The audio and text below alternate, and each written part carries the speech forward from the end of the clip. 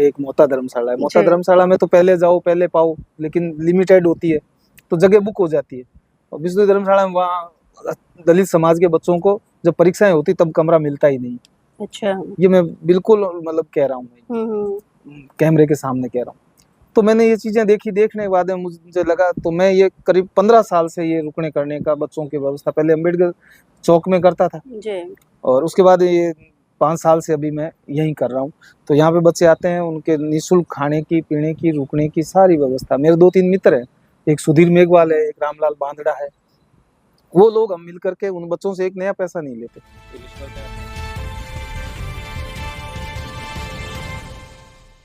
नमस्कार, आप देख रहे हैं एनबी न्यूज 24x7 नीलम बोध के साथ। और साथियों, आज हूँ मैं राजस्थान के बीकानेर में, और बीकानेर में जो रामसर है, अभी हम यहाँ पर पहुंचे। और रामसर में जो सोदरा सम्यक प्रांगण बुद्ध विहार है, और मैं आपको बता दूं, मैंने राजस्थान में पहली बार कोई बुद्ध विहार देखा है। राजस्थान में बहुत बार मेरा आना जाना हुआ है, लेकिन उस बुद्ध विहार को देखकर वास्तव में मुझे खुशी हुई और एक कहीं ना कहीं जिज्ञासा भी हुई उन लोगों से मिलने की जो इस बुद्ध विहार का संचालन कर रहे हैं और यहाँ पर बुद्धिज्म की विचारधारा को प्रचारित प्रसारित करने के लिए संघर्ष कर रहे हैं। और आइए हम थोड़ा सा अंदर आपको लेकर चलेंगे।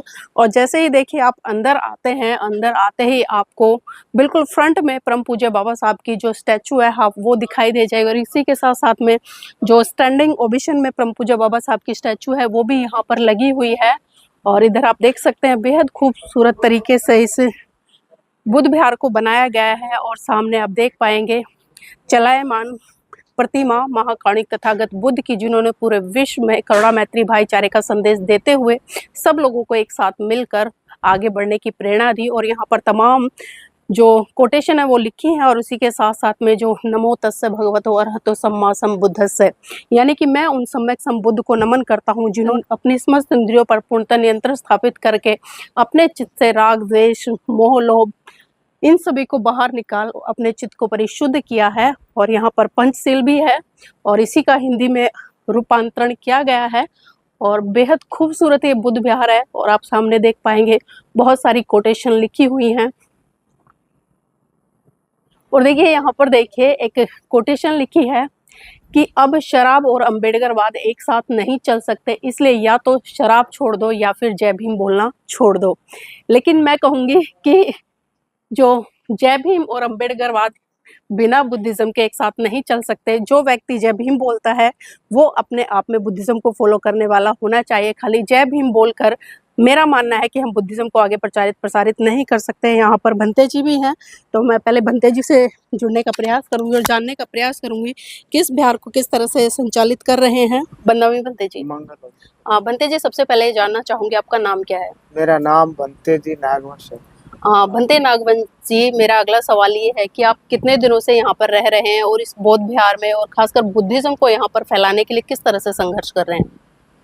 हम 4 सालों से यह प्रयास कर रहे हैं। हमारे यहाँ रविदास जी एडवोकेट है, इनके माता जी के नाम से सोदरा सम्यक प्रांगण बुद्ध विहार है। पहले तो यहाँ एक मकान था, फिर इन्होंने लाइब्रेरी बनाई, फिर इन्होंने सोचा कि बाबा साहब का मूवमेंट बढ़ना चाहिए। और फिर मैं भी इनके पास आने जाने लगा और इन्होंने बाबा साहब की प्रतिमा बनाई, पहले बुद्ध की प्रतिमा बनाई। हर पूर्णिमा को हम यहाँ प्रोग्राम करते, खीर का वितरण करते। खाली बुद्ध पूर्णिमा को यहाँ पर कार्यक्रम होते हैं या सामूहिक रूप से जो साप्ताहिक वंदना होती है, जैसा कि बाबा साहब ने भी कहा है कि हर बौद्ध को बौद्ध विहार जाना चाहिए और हमें जाकर बौद्ध विहारों में सामूहिक वंदना करनी चाहिए, तो ऐसी कोई प्रक्रिया? जहाँ बुद्ध पूर्णिमा के लोग इकट्ठे होते हैं, महिलाएं भी होती हैं, पुरुष भी होते हैं, सारे उपासक उपासकी आते हैं। तो जो सारे लोग उपासक होते हैं ना, बौद्ध होते हैं, वो अपने अपने ही बात रखते हैं और बाबा साहब के बारे में भी बहुत बढ़ चढ़ करके प्रचार प्रसार कर रहे हैं और अच्छा काम कर रहे हैं। तो हर संडे कितने के लोग आते हैं लगभग यहाँ पर? संडे को तो नहीं आते हैं, लेकिन थोड़े बहुत ही आते हैं। कोई प्रोग्राम रखा हुआ होता है ना तब आते हैं। और बाकी बुद्ध पूर्णिमा को 100-150 से 200-300 आदमी तक आ जाते हैं, कभी कभी 500 तक भी आ जाते हैं। अच्छा भंते जी, अभी जैसा कि आपने अवगत कराया कि बुद्ध पूर्णिमा को यहाँ पर 200-300 लोग आते हैं, तो वो जो लोग आते हैं वो यहीं के लोकल हैं या फिर बाहर से आते हैं? नहीं, बाहर से भी आते हैं। बाहर के भी आते हैं। बाहर के लोग जो यहाँ नौकरी करते हैं ना, नागपुर के भी है, जयपुर के भी जी। है, कोटा के भी है, वहाँ लोग आ जाते हैं, बुद्धिस्ट लोग तो होते हैं ना, तो वहाँ देख लेते हैं कि आज पूर्णिमा है, वहाँ सारे लोग इकट्ठे होते हैं, सारे बौद्ध इकट्ठे होते हैं, तब अपनी अपनी बात रखते हैं।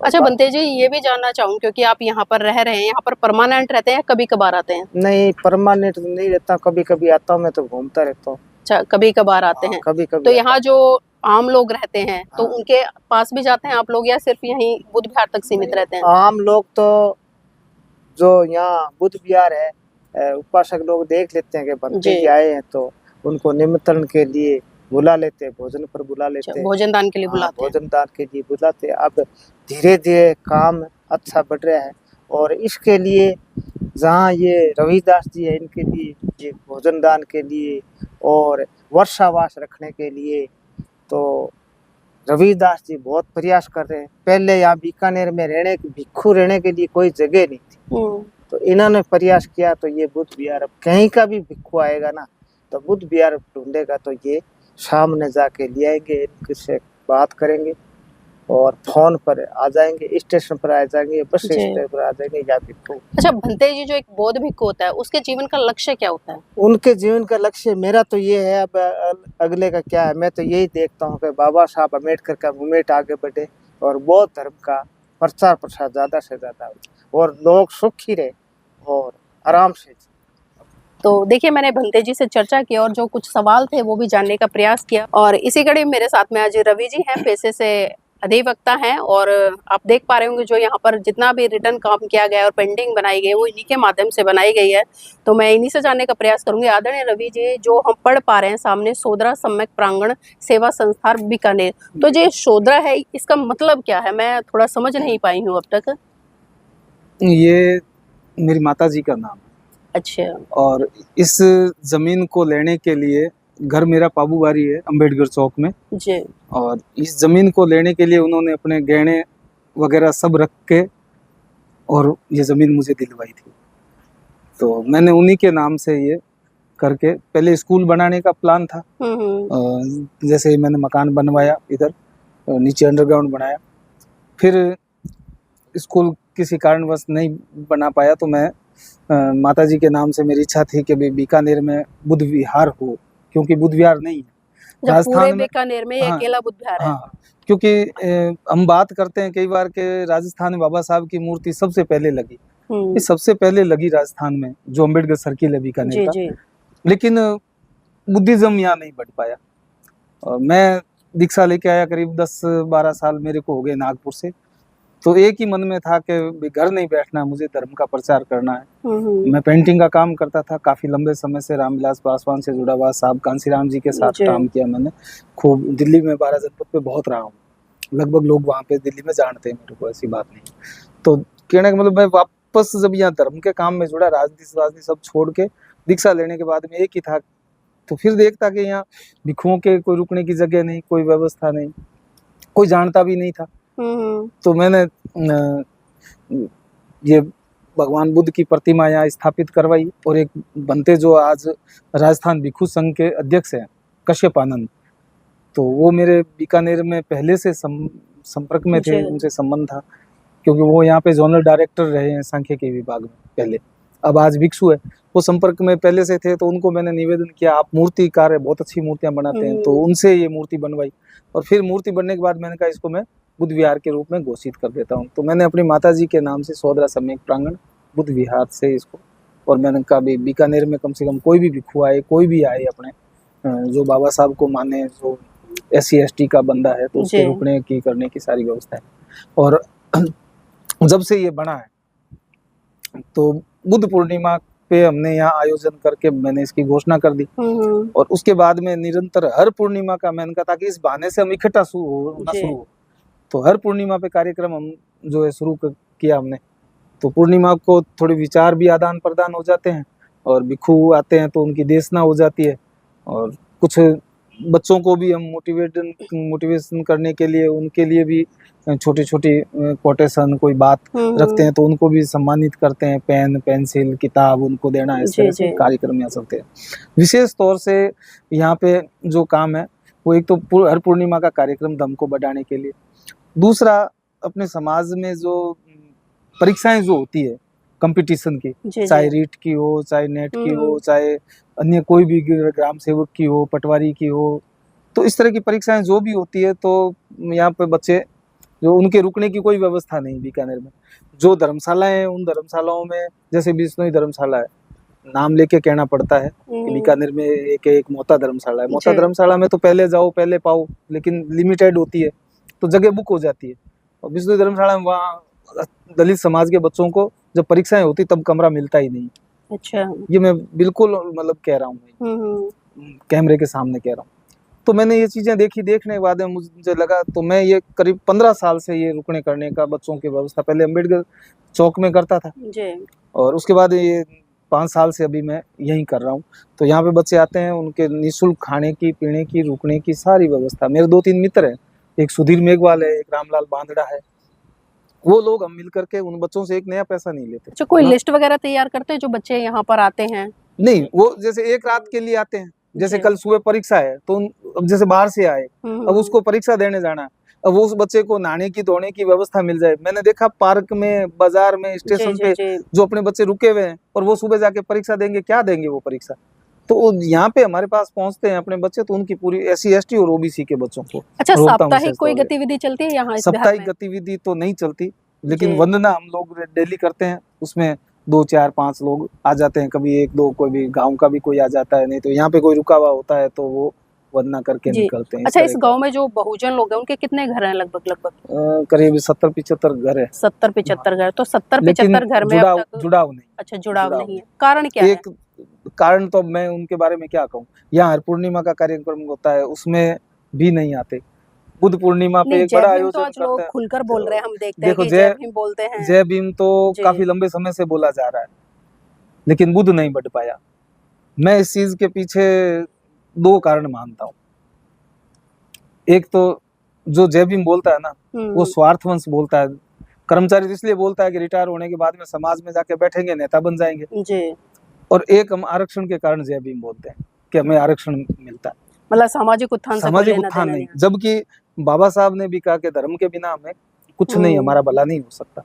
बाबा साहब ने सोच के ही तो दिया ये धर्म हमें। मतलब बाबा साहब को मानते, बाबा साहब की नहीं मानते। बाबा साहब की नहीं मानते, बिल्कुल सही आप जी कह रहे हैं। और मान्यवर साहब कांसीराम जी की भी बात करें, मैंने आप देखो नागपुर का उनका भाषण सुनो, उन्होंने भी यही कहा है कि जातियां हमें तोड़ेगी, हमें बाबा साहब ने जो मार्ग दिया, इस मार्ग पे चलना पड़ेगा। अच्छा, और धर्म ही है। आप बुद्धिज्म में कैसे आए? कोई घटना घटी या कुछ पढ़ा या ना, कहीं से कोई ऐसा घटना ऐसा परिवर्तन हुआ? कुछ नहीं। मैं बहुत लंबे समय से अम्बेडकर मूवमेंट में काम करता था। जी अम्बेडकर मूवमेंट में तो काम करता था, लेकिन नकली वाले अम्बेडकर थे हम भी। क्योंकि मैं समझता हूँ कि जो आदमी शराब का सेवन करे, जय भीम बोले, आज मैं ये बात कहता हूँ, लेकिन उस समय हम लोग ऐसा करते थे। जी जी तो मैं समझता हूँ मैं भी नकली था, लेकिन आज मैं दावे के साथ कहता हूँ कि मैं असली जय भीम इसलिए आप लोगों ने कोटेशन भी लगाया है कि अब हाँ, शराब और अम्बेडकरवाद एक साथ नहीं चल चलेगा, इसलिए या सकता। तो इस चीज शराब को मैंने छोड़ो या महसूस किया है, जय भीम छोड़ो। इसको मैंने जी महसूस बोलना। किया है, इसको मैंने महसूस नहीं, किया है, इस बहुत बात अच्छी को। बात है। और आज हम हाँ, देखते हैं कि शराब ने ही समाज को कहीं ना समाज को कहीं कहीं बहुत नुकसान बुरी पहुंचा। तरह से भाई नुकसान पहुंचा मैं रखा है। समझता हूँ कि मैं शराब पीता था तो 5,000 तो महीने के खर्च करता जी ही करता, कम से कम माने तो आज अगर नहीं पीता हूँ, मैंने मीट शराब सब छोड़ दिया, धम का काम करता हूँ, तो 5,000 बचते हैं। बचते तो मैं धम के काम में अगर स्वस्थ 5 भी नहीं रहते 3 भी हैं। लगाऊं जी तब भी दम बढ़ेगा। तो बिल्कुल मैंने बिल्कुल। ये मतलब करके ऐसे मतलब धीरे धीरे थोड़ा सा बुद्धिज्म को पढ़ने से कुल सोशल मीडिया के कारण जी जो है धम में आया। और कुछ कई बार अपने बुद्धिज्म को पढ़ते हैं तो कहते इसमें भी जन्म की बात होती है कि हमारे जन्म अच्छे थे, अच्छे कर्म थे। तो मुझे एक ये कोई प्रकृति का ही मान लो कि ऐसी कोई अनुकंपा बाबा साहब की बुद्ध की रही कि बीकानेर में जब कोई भिक्षु को कोई नहीं जानता था, उस समय मतलब आज से 30-35 साल पहले अगर कोई भिक्षु आया तो वो मेरे घर आया। एक ये मेरे लिए एक बहुत बड़ी, आज मैं वो दिन याद करता हूँ तो सोचता हूँ यार।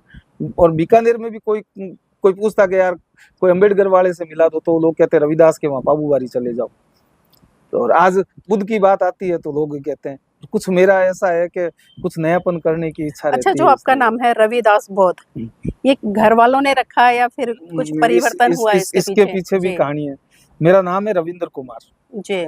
और रविंद्र कुमार से यहाँ बीकानेर में जो मूर्ति लगाई गई थी बाबा साहब अम्बेडकर की, वो यूपी के उत्तर प्रदेश से थे। SC डॉक्टर डावरे जी रेलवे में कर्मचारी थे। ये जो आज सर्किल और बीकानेर में जो अंबेडकर की देन है, वो एससी के सुगन चंद नाम था उनका, एससी डावरे लिखा करते थे, उत्तर प्रदेश के थे, और यहाँ रेलवे में आंखों के डॉक्टर थे। उनके कारण ही ये अंबेडकर, तो वो जब यहाँ मोहल्लों में जागृति के लिए जाते थे तो उस समय अंबेडकर को, बाबा साहब को कोई जानता नहीं था। तो मेरे पिताजी आंखों से ब्लाइंड थे, वो उधर तस्वीर अंदर वो जो है, और परचून की दुकान किया करते थे, मतलब ये आप समझो आंखों से ब्लाइंड और परचून की दुकान, और आकाशवाणी गायक थे उस समय में। जी जी। मतलब मैं 8 साल का था तब इनका देहांत हो गया, और उस समय उनके मृत्यु भोज के भजन मुझे मिले तो मैंने मृत्यु भोज खाना बंद किया। मतलब 15-20 साल की उम्र में मैंने मृत्यु भोज खाना बंद किया इनके भजन सुन करके। और ये नाम के आप जो पूछ रहे हो, तो मैं डॉक्टर डावरे जो है ना, वो मेरे घर आते थे, तो वो जब भी रविदास जयंती, कबीर जयंती होती तो समाज में जाते, तो मेरे पिताजी को साथ ले जाते थे, बोलते भूर जी आप भजन गाओगे और लोग इकट्ठा हो जाएंगे, क्योंकि यही एक माध्यम होता था लोगों को इकट्ठा करने का।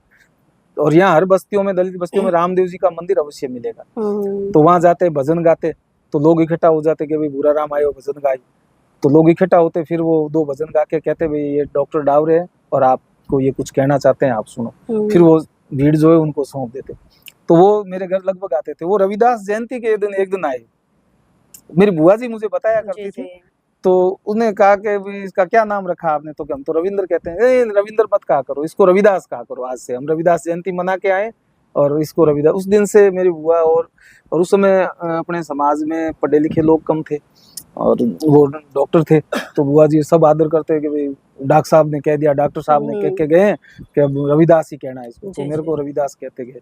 फिर मैं पेंटिंग का काम सीख गया, पढ़ नहीं पाया, एक पेंटिंग का काम सीखा। पेंटिंग काम सीखने से रविदास नाम से मैं प्रचारित हुआ, रामविलास पासवान तक जो मैं पहुंचा। अपने न्याय ज्योति जब आई थी तो उसका सारा काम बीकानेर में किया, दिल्ली में किया, उत्तर प्रदेश में किया। उत्तर प्रदेश का रथ जो था वो मेरा तैयार किया हुआ था। ये शांत स्वरूप वगैरह मेरे सब अच्छे परिचित थे, उनके घर मेरा आना जाना था। ये बच्चे अब नहीं जानते, लेकिन पहले बहुत था उसके घर।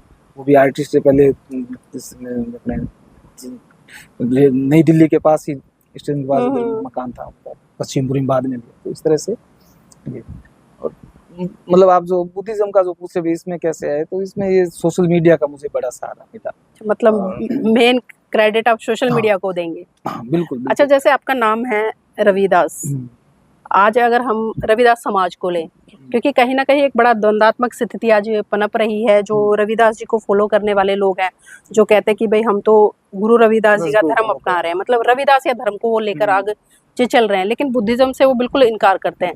और अभी मैंने एक गुरुजी का इंटरव्यू भी किया था, वो साफ ये कहते नजर आए, जब मैंने 1956 का प्रकरण उनसे चर्चा किया तो उन्होंने कहा कि हमने नहीं पढ़ा। तो क्या लगता है कि कोई संत गुरु बाबा साहब की बात कर रहा है और 1956 का जो प्रकरण है उससे नकारे? मैं इतना इस संबंध में ज्यादा कुछ नहीं कर सकता, लेकिन मैं ये समझता हूँ हमारी कहीं न कहीं कमी हमारी रही है। हमारे गुरुओं ने, पीर पैगंबरों ने, जो हमारे महापुरुष थे, उन्होंने हमें जो दिया है ना, वो लाइन एक ही है। बुद्ध से आप देख लो, बुद्ध से पहले किसी ने ये लाइन दी थी। बुद्ध के बाद जितने भी पीर पैगंबर हुए हैं, चाहे कबीर ले लो, रविदास ले लो, बाबा साहब ले लो, महात्मा फूले ले लो, यहाँ तक कि साहब कांसी राम जी तक, लाइन एक ही है। हमें संगठित होने के बजाय हम संगठनों में बट रहे हैं, ये दुर्भाग्य है हमारा। और दूसरा मैं ये कह सकता हूँ, इंग्लिश नहीं, लेकिन एक इंग्लिश का एक दोहा है, कहावत है, little knowledge it is danger. हम बिना पढ़े लिखे, बिना जाने जो है हम अपनी राय रखते हैं, जानना हम चाहते नहीं। अगर जानने लग जाए तो जो रविदास की बात थी वही भगवान बुद्ध की बात है। हम तो यहाँ तक कि अब अभी जैसे मैंने बीकानेर राजस्थान के अपने लोक देवता बाबा रामदेव जी का जिक्र किया, ठीक है ना, रूणीचा में, तो भाई उनका उद्देश्य क्या था और बुद्ध का उद्देश्य क्या था? पहला एक व्यक्ति बुद्ध है कि 2500 वर्ष उसने कहा कि एक मनुष्य किसी मनुष्य के प्रति शोषण करे, ये बुरी बात है। भाई जब सिद्धार्थ को उनका रथ पे जो सारथी था वो लेके गया छंद है, तब उसने कहा कि ये नजर आ रही है ना जितनी भी जमीन आपकी, ये सारी आपकी है। तो उनका जमीन मेरी है, तो ये लोग कौन है? तो लोग ये आपके सेवक है जो काम कर रहे हैं। तो सेवक है, इनको मिलता क्या है? कि इनको मिलता क्या है? इनका धर्म है आपकी सेवा करना। तब बुद्ध ने कहा कि अगर कोई व्यक्ति की मतलब जो है कि ये तो अधर्म है ना कोई, तो एकमात्र बुद्ध ने जो है कि बराबरी की बात वहां भी समझी। उसने कहा ये तो अकमारना हुआ, धर्म कैसे हुआ किसी की व्यक्ति की सेवा करना, उसको मेहनताना भी मिलना चाहिए। जी जी। तो वही बात रामदेव जी ने भी कही।